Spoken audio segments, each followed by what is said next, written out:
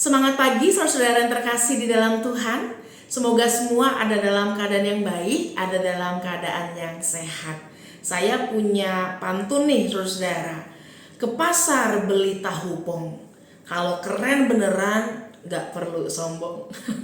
Kaitannya apa saudara? Gak usah bingung karena kita akan sama-sama bahas nanti dalam perenungan.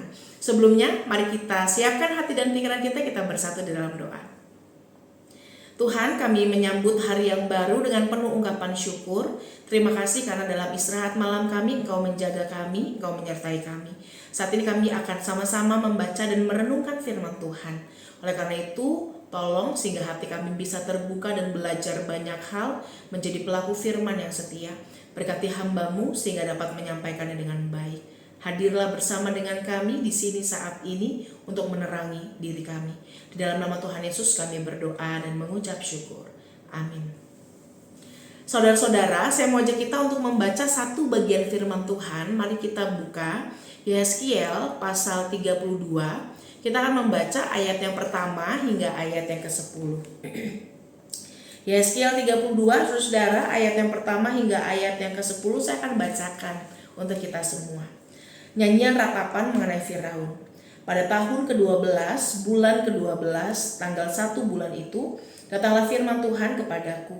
Hai anak manusia, nyanyikanlah ratapan mengenai Firaun, raja Mesir, dan katakanlah kepadanya, engkau menyamakan dirimu dengan singa muda di antara bangsa-bangsa, tetapi engkau seperti naga di lautan. Sungai-sungaimu kau buat bergejolak. Kau mengeruhkan airnya dengan kaki dan membuat sungai-sungainya berlumpur. Beginilah firman Tuhan Allah, aku memasang jaringku menangkap engkau dengan kumpulan banyak bangsa, dan mereka mengangkat engkau di dalam pukatku. Kuhempaskan engkau ke tanah, kucampakkan engkau ke padang. Ke atasmu kusuruh hinggap segala burung di udara, dengan dagingmu kukenyangkan binatang-binatang seluruh bumi. Dagingmu kuletakkan di atas pegunungan, lembah-lembah kupenuhi dengan mayat-mayatmu. Bumi ku beri minum darahmu yang mengalir sampai ke ujung gunung-gunung. Alur-alur sungai akan penuh dengannya. Waktu aku membinasakan engkau, langit akan kututup dan bintangnya kubuat berkabut. Matahari kututup dengan awan dan bulan tidak menyinarkan cahaya. Semua yang bersinar di langit akan kugelapkan di atasmu. Kegelapan kudatangkan atas tanahmu. Demikianlah firman Tuhan Allah. Aku menggelisahkan hati banyak bangsa ketika aku membawa kamu sebagai tawanan di tengah bangsa-bangsa ke negeri-negeri yang tidak kamu kenal. Aku akan membuat banyak bangsa terkejut karena engkau, dan raja-rajanya akan gemetar karena engkau ketika aku menetak-netakkan pedangku di hadapan mereka. Mereka masing-masing akan gentar terus-menerus untuk hidupnya pada hari kejatuhanmu. Demikianlah firman Tuhan. Saudara-saudara, hari ini kita akan membahas sebuah tema tentang jatuh yang paling sakit, ya. Jatuh yang paling sakit itu dari mana, saudara? Dari tempat yang tinggi, ya. Saudara, apakah kita tahu Titanic? Saya yakin kita semua tahu Titanic, saudara.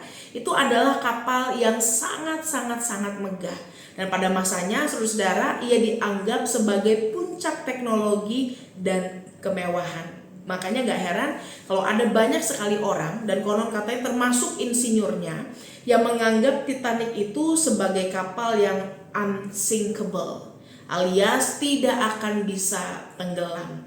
Tetapi kita semua tahu, saudara tahu betul bahwa itu bukanlah akhir dari Titanic.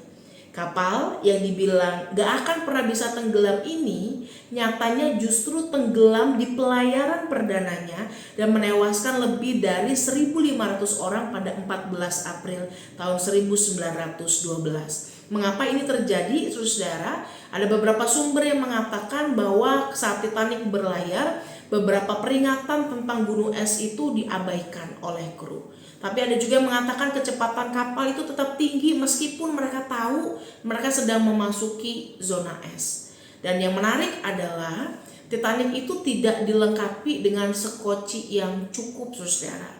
Karena mereka yakin ya kapal itu nggak akan tenggelam. Jadi Titanic ini membawa 20 skoci, saudara, dengan kapasitas itu 1178 orang. Sedangkan penumpang dan awaknya itu berjumlah kira-kira 2200-an. Artinya saudara, itu hanya cukup untuk 50%-an dari jumlah orang yang ada di kapal. Skoci itu tidak jadi prioritas karena keyakinan unsinkable tadi, bahwa kapal ini gak akan bisa tenggelam. Dan dianggap ya, kalau ada skoci kan tuh biasanya di pinggir-pinggir kapal gitu ya, di pinggir-pinggir itu saudara, akan mengganggu keindahan dek kapal yang megah.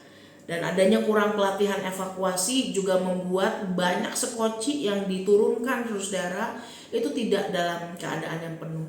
Pada akhirnya dalam seluruh kemegahannya, Titanic pun sama seperti kapal yang lain, yaitu bisa juga tenggelam. Amsal 16 ayat ke-18 mengatakan, saudara, kecongkakan itu mendahului kehancuran dan tinggi hati mendahului kehancuran. Saudara, dalam pembacaan kita membaca bagian atau perikop ini dengan judul nyanyian ratapan mengenai Firaun. Biasanya saudara kalau ngomongin nyanyian ratapan itu biasanya adalah hal yang disampaikan dalam kesedihan, dalam duka, dalam kekecewaan, dalam permohonan yang amat sangat. Dan ketika dikatakan ini adalah nyanyian ratapan untuk Firaun, biasanya itu nyanyian ratapan itu dinyanyikan untuk orang yang udah mati, saudara. Tapi ketika dikatakan ini untuk Firaun meski dia belum mati, maka menariknya ini menyatakan bahwa yang namanya kematian Firaun itu adalah hal yang pasti. Mengapa sih rekan-rekan Firaun itu harus diratapi? Ya, ada beberapa alasan. Karena Mesir atau Firaun itu sendiri membuat Allah benar-benar marah, membuat Allah benar-benar murka. Kenyataannya dalam hidup berdampingan ya, khususnya dengan bangsa Israel, Mesir ini dijadikan sumber kebergantungan, padahal harusnya bangsa Israel itu kan bergantungnya bukan kepada bangsa Mesir yang tidak kenal Tuhan, tapi kepada Allah sendiri.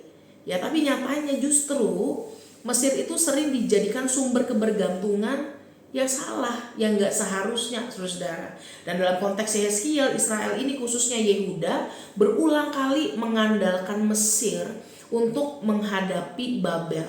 Alih-alih bertobat dan mempercayai Tuhan, dia memilih untuk mempercayakan diri kepada Mesir. Dan nyatanya memang Mesir juga suka nih saudara godain bangsa Israel gitu ya. Jadi proses ini saudara menunjukkan sebuah pemberontakan terhadap Tuhan.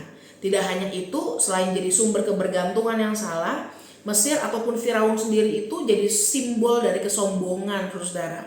Makanya saya tadi katakan ya, pantun di awal ya, beli tahu pong. Ya kalau beneran keren nggak perlu sombong gitu. Tapi Firaun ini jadi sumber kesombongan karena dia merasa dia itu di atas yang lain. Bahkan kalau dalam Yehezkiel 29 ayat yang ketiga, saat Tuhan mengatakan, aku yang akan menjadi lawanmu, hai Firaun. Engkau yang mengatakan, ya karena Firaun mengatakan, aku punya sungai Nil, akulah yang membuatnya. Bayangin saudara, Firaun mengatakan, ini aku yang punya sungai Nil, aku yang buat sungai Nil. Jadi itu kesombongan yang luar biasa.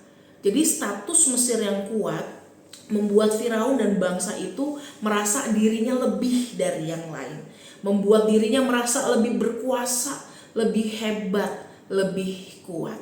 Oleh karena itu dalam pembacaan kita, saudara, ada simbolisasi yang dikenakan kepada Firaun dalam kemarahan yang dinyatakan lewat Yehezkiel. Ya, Allah kesel banget, Allah marah saudara, karena nggak terima perlakuan bangsa Israel dalam kerjasama dengan Mesir. Maka dia menubuatkan apa yang akan terjadi pada seorang Firaun yang nantinya harus diratapi kehidupannya. Dikatakan saudara, Firaun ini melihat atau menggambarkan dirinya seperti singa muda di antara bangsa-bangsa. Ya, Firaun ingin menunjukkan dia penuh dalam kesombongan, dia memiliki kekuasaan, ya karena singa itu saudara lambang kekuatan dan keperkasaan. Dan dalam konteks ini Firaun menganggap dirinya itu sebagai raja di atas bangsa-bangsa yang lain. Itu yang pertama. Dan yang kedua yang menjadi simbolisasi adalah kalau engkau menganggap dirimu sebagai singa, Tetapi bagi Allah, ya, engkau bukan singa, tetapi engkau seperti naga di lautan, saudara. Engkau seperti naga di lautan, atau berarti seperti monster laut besar, yang dalam bahasa Yunaninya, Ibraninya itu, saudara, adalah tanit. Dan biasanya kalau ngomong tentang monster atau ngomongin tentang naga di lautan, saudara, laut atau naga itu seringkali menjadi simbol dari kekacauan, ya, simbolisasi yang mewakili bahwa ketika ngomong tentang laut itu berarti ada kekacauan, ada kekuatan yang melawan Tuhan. Makanya saudara, laut itu seringkali menjadi lambang atau simbol kejahatan. Ya, orang sering takut sama laut karena ketika masuk ke dalam laut, dia nggak akan tahu, saudara, apa yang akan terjadi di dalam laut itu, seberapa dalam itu bisa menarik seseorang dan lain sebagainya. Ya, jadi tadi singa, terus kemudian naga, tetapi naga di lautan yang sungai-sungainya dibuat bergejolak, engkau mengeruhkan airnya dengan kaki, membuat sungai-sungai itu justru berlumpur. Ya, jadi melambangkan kekuatannya itu, saudara. Kalau dia pikir sungai Nil kasih kehidupan, no, kamu tuh justru merusak. Ya, kamu tuh justru menghancurkan, membuat kacau, memberikan ketidakstabilan dan bukan membawa damai.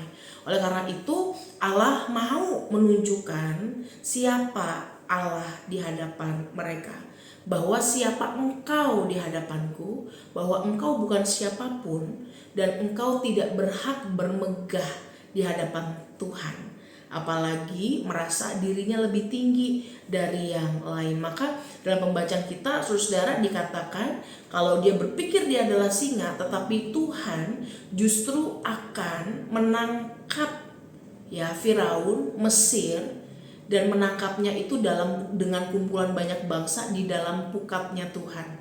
Dan di sini, saudara, ketika dikasih gambaran tentang penangkapan oleh Tuhan melalui bangsa-bangsa lain, dikatakan bahwa bangsa Israel, bangsa Mesir, maksudnya bangsa Mesir itu akan berada dalam kehancuran yang total dan penghinaan yang luar biasa besar.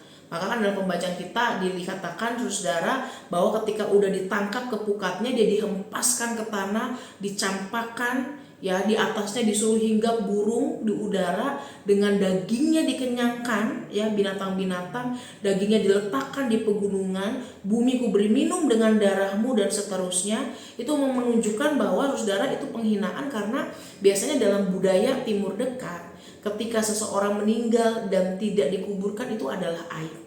Ya, jadi kehancuran Mesir itu Tuhan katakan saat Tuhan menghancurkan, ya, bangkainya itu hanya akan dijemin gitu aja, saudara, jadi makanan yang lain. Ya, jadi jangan ngerasa diri keren, jangan ngerasa diri itu segala-galanya, enggak. Kalau Tuhan hancurkan, ya, bahkan Tuhan bisa taruh kita, taruh kamu dalam titik-titik terendah, ya, dalam penghinaan yang luar biasa ketika dia merasa dirinya lebih hebat atau lebih besar dari Allah. Gak hanya menggunakan simbol-simbol tadi, saudara, bahkan di sini ada simbolisme kosmis, ya, dikatakan akan terjadi kegelapan. Ya, kalau bicara tentang kegelapan, ya, kita tahu, saudara, ketiadaan terang, kan gitu, ya, saudara. Bahkan dikatakan matahari, bulan, bintang itu akan ikut gelap, karena itu menjadi simbol runtuhnya kekuasaan.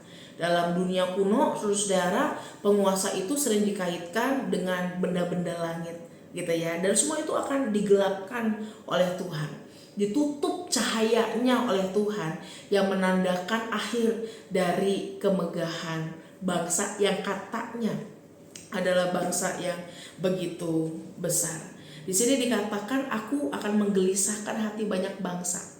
Ya, ayat 9, saudara, aku akan menggelisahkan hati banyak bangsa ketika aku membawa kamu sebagai tawanan di tengah-tengah bangsa ke negeri yang tidak kamu kenal. Aku akan membuat banyak bangsa terkejut karena engkau, dan raja-rajanya akan gemetar karena engkau ketika aku meletakkan pedangku di hadapan mereka. Ya, saudara, bahkan ketika Tuhan sudah menghancurkan, ya, bangsa Mesir nanti, kejatuhan bangsa Mesir itu akan membuat bangsa-bangsa terguncang, akan membuat bangsa-bangsa gemetar gemetar dan tercengang. Kenapa terguncang dan tercengang, saudara? Karena Allah mau menunjukkan siapa yang berkuasa di sini. Jadi kalau orang, bahkan Mesir sendiri menganggap, Firaun sendiri menganggap dia lebih besar, lebih tinggi, lebih kuat, lebih berkuasa dibanding yang lain, Tuhan pakai bangsa Mesir ini jadi alat peraga kepada bangsa yang lain. Tuh lihat ya, bangsa yang katanya besar, yang katanya paling berkuasa aja bisa Allah hancurkan. Gimana kalian? Kira-kira gitu ya. Bangsa yang mengaku punya kekuatan yang melebihi apapun aja bisa bangkainya dikemanain sama Tuhan, kira-kira saudara, dibuang begitu aja. Bagaimana kamu? Ya, Allah menyatakan keadilan dan penghukumannya terhadap Firaun dan juga Mesir. Bangsa-bangsa lain harus menyadari, saudara, bahwa kalau Mesir aja bisa jatuh, maka begitu pula dengan mereka di hadapan Tuhan. Saudara, Tuhan itu paling gak suka orang yang sombong. Tuhan itu paling gak suka sama orang atau bangsa yang meninggikan diri, apalagi di hadapan Tuhan. Maka tadi saya katakan, saudara, jatuhnya yang paling sakit, jatuhnya Mesir, jatuhnya Firaun itu sakit banget, karena yang mereka menempatkan dirinya tuh tinggi banget, saudara, sehingga makin jatuh ketika itu menghantam akan makin menghancurkan diri dia. Ya, berbeda dengan orang yang mungkin merasa ya memang saya hebat atau saya baik, ya tapi saya nggak segitu hebatnya, kira-kira. Sehingga kalau kita merasa atau kita jatuh, saudara, ya memang saya nggak sehebat itu, gitu ya. Dalam satu proses pelayanan, saudara, saya selalu menganggap diri saya itu bukan orang yang dalam tanda kutip pinter, enggak, saudara. Ini bukannya karena rendah diri ya, karena realistis, gitu ya. Sehingga kalau ada orang bertanya dan dalam situasi tertentu mungkin saya belum tentu bisa jawab, maka saya hanya akan mengatakan ya memang saya nggak segitu pinternya itu untuk bisa menjawab segala sesuatu, begitu ya. Jadi ketika itu menghantam, saudara, saya nggak akan segitu jatuhnya, karena saya menyadari saya juga punya keterbatasan. Saya juga punya hal-hal yang dalam tanda kutip nggak sebagus itu, begitu loh. Dalam kesadaran itu, dalam kesadaran bahwa kita bukan orang yang sempurna, dalam kesadaran bahwa kita bukan orang yang sehebat itu, kita diajak bukan untuk jadi rendah diri, saudara, tetapi untuk bergantung penuh kepada Tuhan yang memperlengkapi dan menyempurnakan segala sesuatu, kepada Allah yang memungkinkan segala sesuatu. Ini yang gak ada dari Firaun, sehingga jatuhnya itu sakit banget. Jatuhnya itu benar-benar menghantam mereka dengan keras, menghancurkan mereka dengan keras, karena mereka menaruh diri mereka begitu tinggi. Saudara, kalau misalnya orang mengatakan saya ini baik loh, saya itu punya kelebihan A, B, C, D, E, itu sama gak dengan sombong, saudara? Misalnya saya bilang, oh saya bisa nyanyi loh, saya bisa lari, saya bisa begini, apakah itu sombong, saudara? Bisa iya, bisa enggak, tergantung motivasinya, gitu ya. Kadang-kadang ketika kita menyatakan kebaikan, itu belum tentu jadi bentuk kesombongan. Bisa jadi itu apresiasi, and it's okay, gitu ya. Sombong atau meninggikan diri itu terjadi ketika kita melihat diri kita lebih tinggi. Beda ya, saudara, dengan mengapresiasi. Saya bersyukur saya suaranya bagus loh, saya bersyukur saya begini-begini. Itu bisa jadi bentuk mengapresiasi dan itu it's okay. Tapi ketika orang melihat dirinya lebih tinggi ya dan merendahkan yang lain, di situ yang namanya kesombongan. Ketika dia melihat dirinya lebih tinggi sehingga lupa bagaimana untuk bisa melihat jalannya, apa yang ada di bawah atau sekitarnya, itu yang namanya kesombongan, dan itu yang tidak Tuhan sukai. Saudara, dalam pembacaan pada hari ini kita diingatkan untuk menjadi orang-orang yang hidup dengan kesadaran bahwa di atas langit masih ada langit, saudara. Maka apa gunanya kita menyombongkan diri? Ya, di atas langit masih ada langit. Dan saya belajar satu hal, saudara, bahwa orang yang kenyataannya memang benar-benar punya kemampuan, orang yang kenyataannya memang benar-benar punya harta, Orang yang kenyataannya memang benar-benar dilimpahi dengan kepenuhan tertentu, saudara, biasanya ketika dia memiliki kesadaran, dia akan makin merunduk, bukan meninggikan diri. Ya, jadi saudara, kesombongan itu bukan bicara tentang seberapa penuh kita, tapi seberapa sadar kita bahwa seberapapun diri kita ya punya sesuatu, itu semua asalnya dari Tuhan. Ada Allah yang membuka jalan, ada Allah yang mengizinkan itu terjadi, ada Allah yang berkarya dan bukan semata-mata tentang kita.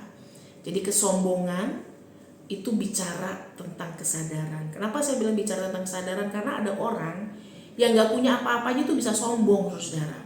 Karena ada orang yang punya kekurangan banyak banget, ya rada-rada, tapi tetap bisa nyombongin diri.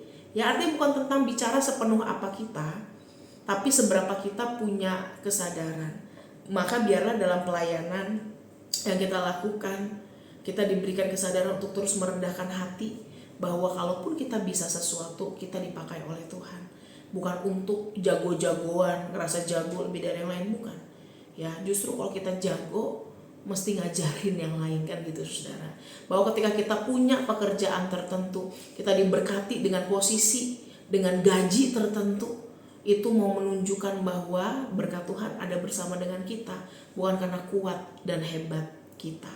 Jadi apapun yang dipercayakan kepada saudara-saudara, maka jangan sampai membuat kita teralih dari Tuhan, membuat kita meninggikan diri di hadapan Tuhan dan sesama kita, tetapi justru makin membuat kita merunduk karena kita mendasarkan seluruh hal yang ada dalam diri kita pada sebuah kesadaran. Ini semua ada di dalam karya Tuhan. Saudara, orang yang ikut Tuhan dengan setia, percayalah ya, gak akan dipermalukan oleh Tuhan. Ya, mungkin kita didesak, mungkin kita berusaha dihancurkan, mungkin kita mengalami A, B, C, D, E, tapi Tuhan akan menjaga kita. Tuhan akan menuntun kita. Saya suka satu bagian Injil ketika Tuhan mengingatkan para murid untuk berproses menghadapi siksaan yang berat. Tuhan bilang jangan pernah takut kepada mereka yang bisa membinasakan tubuh kita. Takutlah kepada Tuhan yang bisa membinasakan jiwa kita. Ya. Jadi jangan pernah takut, apapun yang Tuhan kasih, letakkan itu dalam hormat dan kemuliaan yang kita sembah dan baktikan untuk Tuhan. Kiranya Tuhan menolong kita untuk berproses. Mari kita bersatu dalam doa, saudara. Tuhan berikan kami kesadaran untuk menjaga dan membawa diri kami dengan baik, sehingga apapun yang Tuhan karuniakan kepada kami, dapat kami terima dan syukuri, kerjakan dalam kerendahan hati. Kami mau menjadi orang-orang yang sadar betul, yang terus bergantung kepada Tuhan, yang semakin dipenuhkan, semakin merendahkan diri, yang menghargai hal-hal baik yang Tuhan sudah berikan sejak semula, yang terus mensyukuri karya yang Tuhan nyatakan. Maka biarlah kasih dan pertolongan Tuhan menopang kami dalam proses-proses yang kami kerjakan. Kami siap untuk menyambut hari, berikan kami semangat dan kekuatan untuk melakukan apa yang jadi bagian kami. Di dalam nama Tuhan Yesus kami berdoa dan mengucap syukur. Amin. Selamat menjalani hari, saudara. Tuhan berkati. Bagi Bapak Ibu yang memiliki pergumulan khusus dan ingin didoakan, bisa menghubungi rekan-rekan pendeta di nomor berikut.